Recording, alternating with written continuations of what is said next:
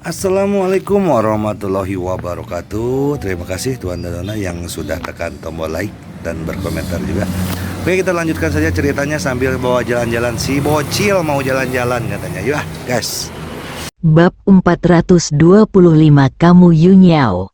Mobil berhenti di depan villa di Manor. Yefu keluar dari mobil terlebih dahulu dan mengeluarkan barang bawaannya. Ye Yan berdiri di depan gerbang, matanya tertuju pada rumah yang dulunya indah itu, dan dia berkomentar dalam hatinya. Tidak buruk, ini lebih baik dari Lin's Manor, tapi jauh lebih rendah dari Zhang's Manor. Berkat penyebaran berita oleh orang-orang yang bijaksana, pada dasarnya seluruh keluarga Ye sudah mengetahui bahwa akan ada anak haram yang datang hari ini. Jadi para pelayan semua melihat ke arah Ye Yan. Ini adalah anak haram yang legendaris, tidak jelek. Hei, ku dengar dia bekerja sebagai menantu di Dongling. Sungguh, ya Tuhan, dia terlihat seperti anjing. Tapi aku tidak menyangka dia adalah pekerja lepas. Ada banyak diskusi. Meskipun para pelayan ini berstatus rendah, mereka telah bekerja untuk keluarga kaya raya seperti keluarga Ye sepanjang tahun, dan mereka semua memiliki semangat yang tinggi. Selain itu, Ye Yan mempunyai reputasi sebagai anak haram dan menantu laki-laki, sehingga tidak banyak orang yang menganggapnya tinggi. Ye Yan melirik orang-orang ini dan kemudian memandang Ye Fu di sampingnya. Sepertinya situasi keluarga Ye memang tidak baik. Pengurus rumah tangga keluarga Ye masih bersamanya, tapi para pelayan ini berani bersikap sombong. Namun, dia tidak peduli sama sekali. Orang-orang ini tidak membuatnya marah. Meskipun pendengaran Ye Fu tidak sesensitif Ye Yan, dia juga mengetahui situasi kediaman keluarga Ye saat ini, dan wajahnya tidak terlihat bagus. Tapi dia tidak bisa berbuat apa-apa. Wanita tertua tidak ada di istana sekarang. Tuan muda kedua, ayo masuk. Kemasi barang-barang kita, dan temui orang tua itu dulu. Ye Fu hanya bisa berkata pada Ye Yan dengan hormat. Ye Yan tidak keberatan dan mengikutinya ke dalam villa. Ruang tamu yang bisa dibilang luas ini dilapisi karpet wol tebal yang sangat nyaman untuk dipijak.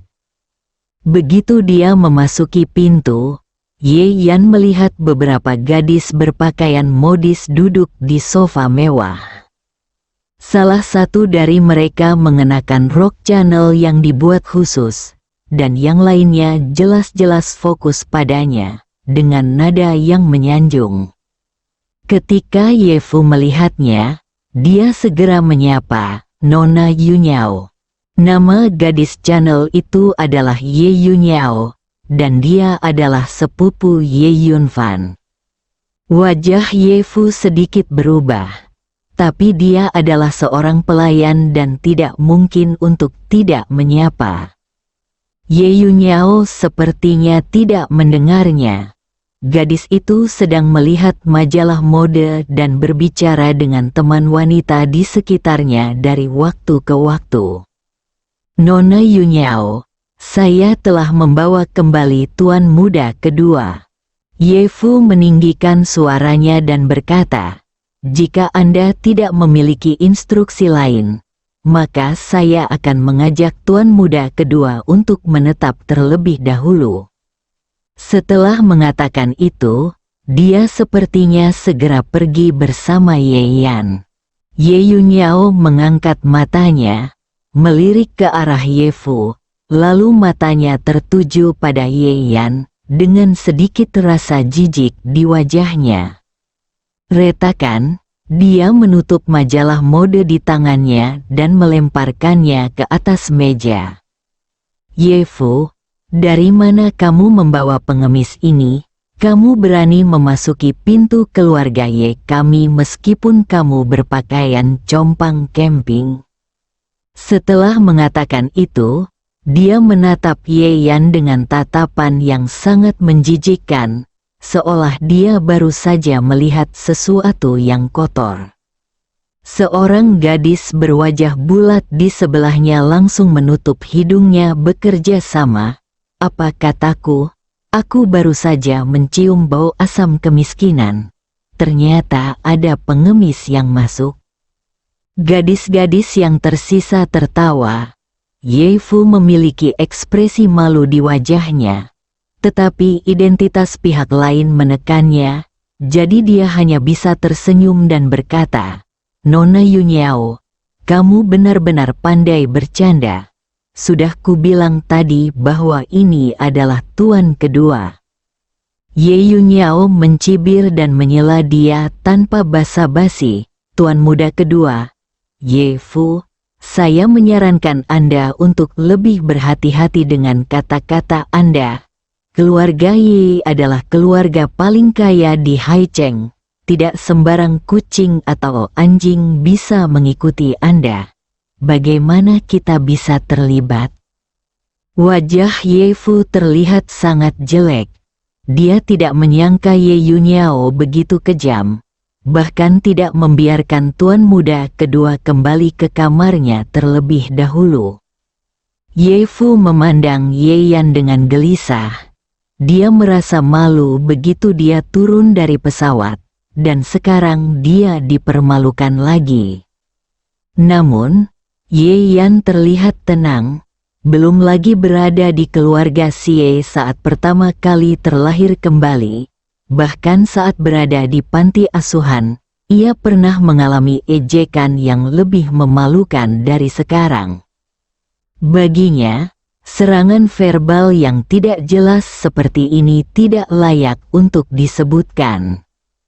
Nona Yunyao, lelaki tua itu meminta tuan muda kedua untuk kembali menyebutkan namanya. Saya akan membawanya menemui lelaki tua itu segera. Ye Fudou memaksudkan kata orang tua dan menekankan nada bicaranya, berharap Ye Yunyao akan berhati-hati dan berhenti mempermalukan Ye Yan. Tapi Ye Yunyao tidak berniat berhenti. Sebaliknya, dia berdiri dan menghalangi jalan yang dikelilingi oleh teman wanitanya. Mau menemui lelaki tua itu, apakah dia begitu berbudi luhur? Ye Fu, apakah kamu sudah diperlakukan seperti anjing oleh pengurus rumah tanggamu selama bertahun-tahun? Apa katamu? Ekspresi Ye Fu tiba-tiba berubah. Lagi pula, dia juga pengurus rumah keluarga Ye. Dia telah melayani lelaki tua itu selama beberapa dekade. Ye Yunyao menyilangkan dadanya dengan tangannya dan memandang Ye Yan seolah sedang melihat tumpukan sampah. Orang tua itu kondisi kesehatannya buruk sekarang. Tahukah kamu? Aku tidak menyangka makhluk tercela seperti itu akan membawa begitu banyak kuman dan kotoran di tubuhnya meskipun ia berkeliaran di daerah kumuh itu. Anda membawa orang seperti ini ke hadapan orang tua itu. Bagaimana jika Anda menulari orang tua itu dengan suatu virus? Bisakah Anda memikul tanggung jawab ini? Ye Fu tidak tahan lagi. Dan kilatan kemarahan melintas di matanya. Nona Yunyao, kamu hanya bersikap tidak masuk akal. Lancang, bagaimana cara bicaranya? Siapa kamu? Beraninya kamu bersikap seperti Yunyao. Semua teman wanita Ye Yunyao berteriak. Ye Fu mengertakkan gigi. Ketika lelaki tua itu sehat, Ye Yunyao ini sangat baik padanya setiap kali dia melihatnya. Tanpa diduga, wajahnya tampak berubah ketika lelaki tua itu sakit parah. Ye Fu, Kamu semakin buruk dalam melakukan sesuatu. Untungnya, aku ada di sini hari ini.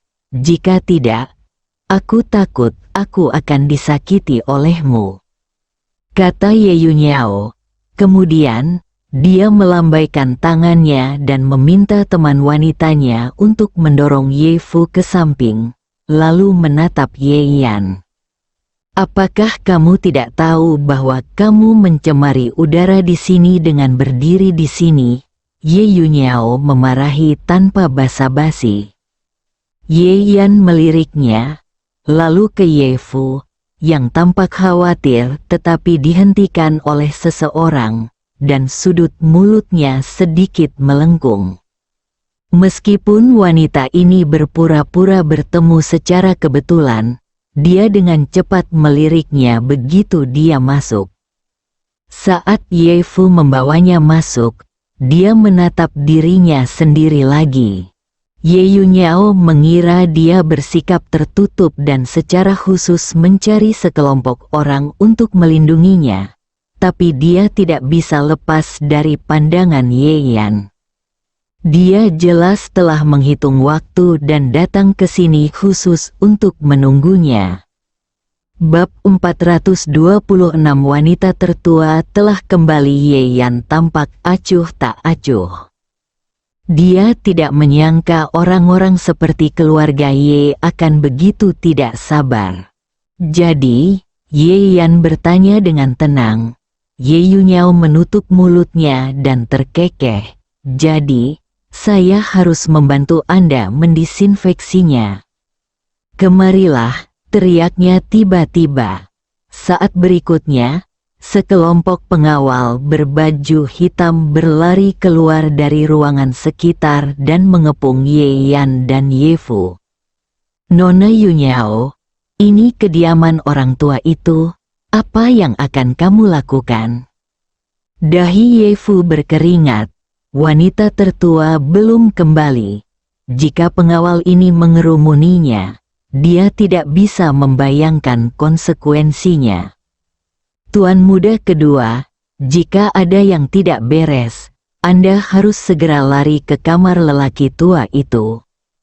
Sambil mengalihkan pandangannya ke Ye Yan, Ye Fu terkejut saat mengetahui bahwa tuan muda kedua ternyata sangat tenang dan tidak menunjukkan tanda-tanda panik.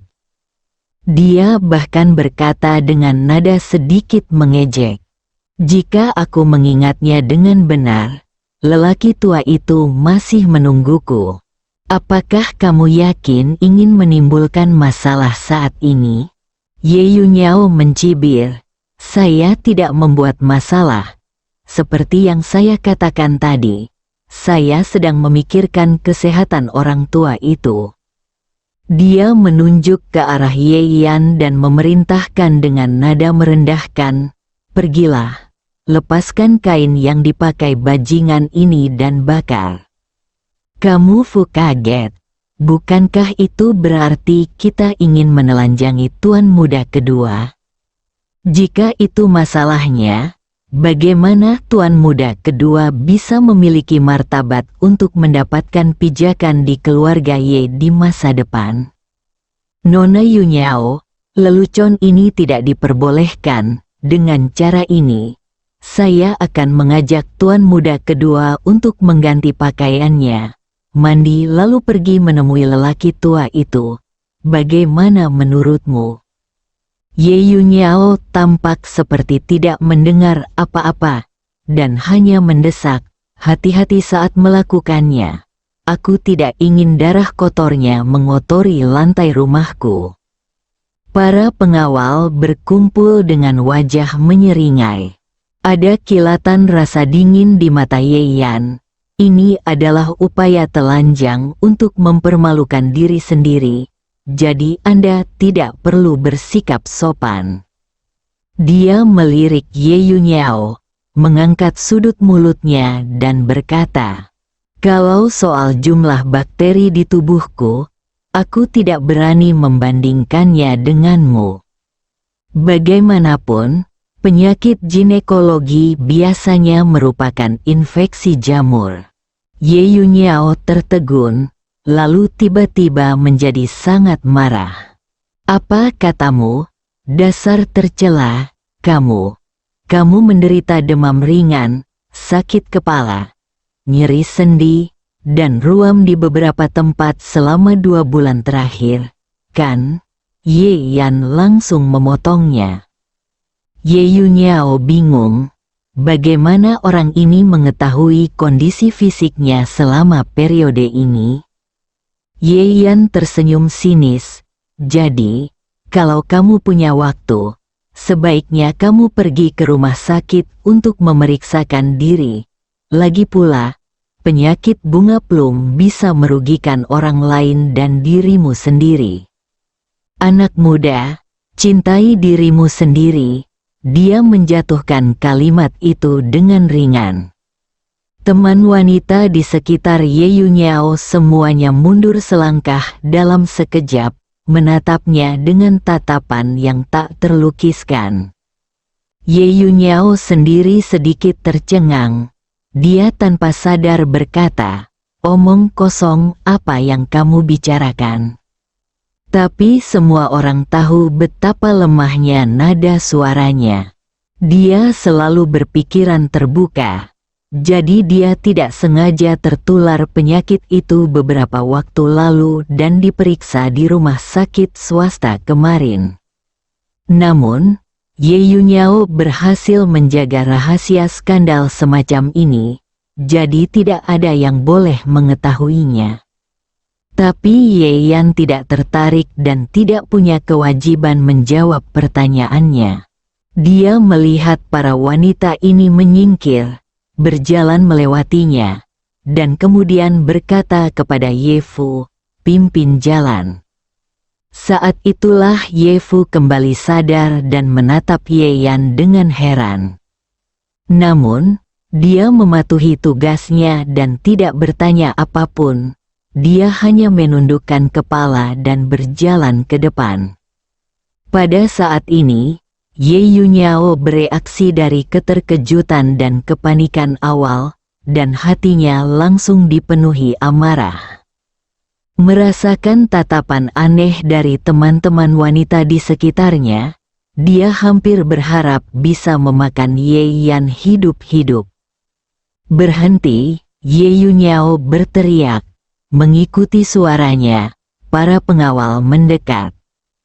"Jangan terlalu lancang, ini adalah istana keluarga Ye. Apa yang kamu lihat di depanmu adalah tuan muda kedua yang ingin dilihat lelaki tua itu." Ye Fu meraung dengan marah.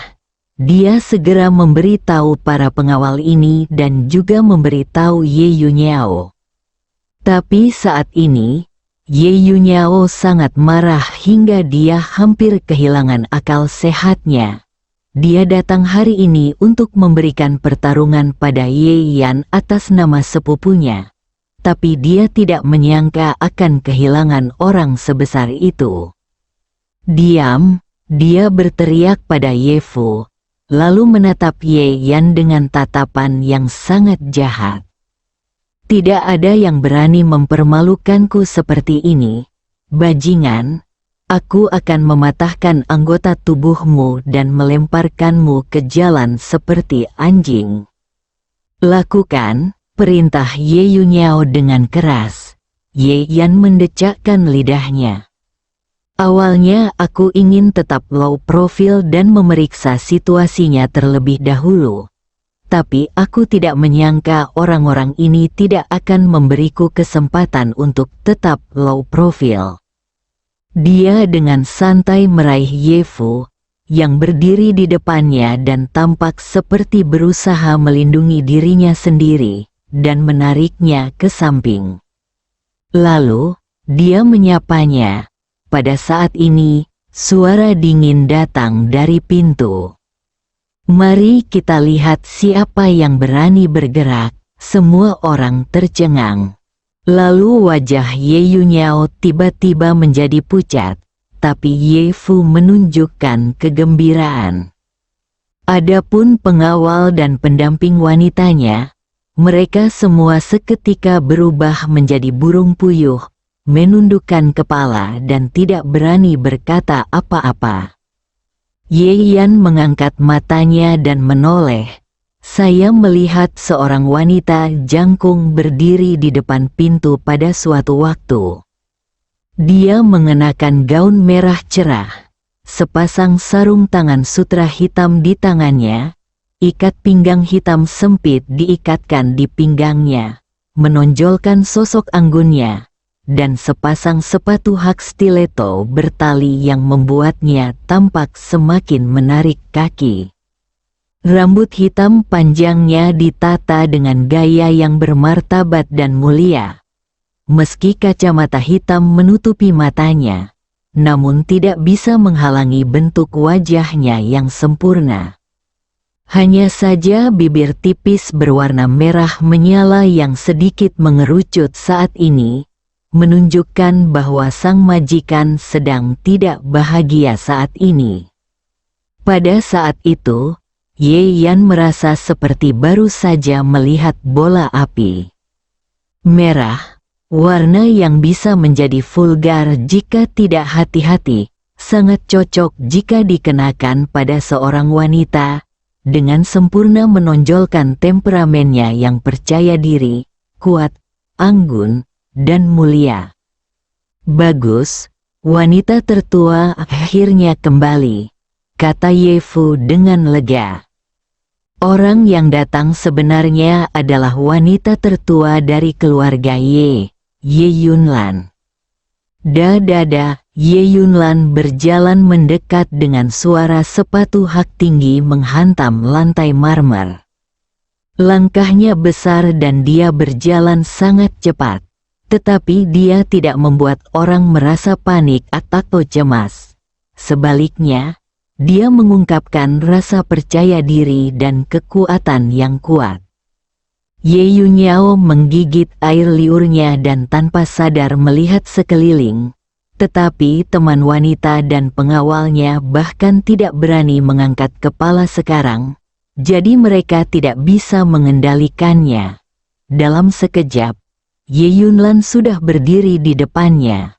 Ye Yunyao hanya bisa menahan diri dan berkata, Ye Yunlan, kenapa kamu ada di sini? Bukankah kamu ada rapat sepanjang hari-hari ini? Bersambung.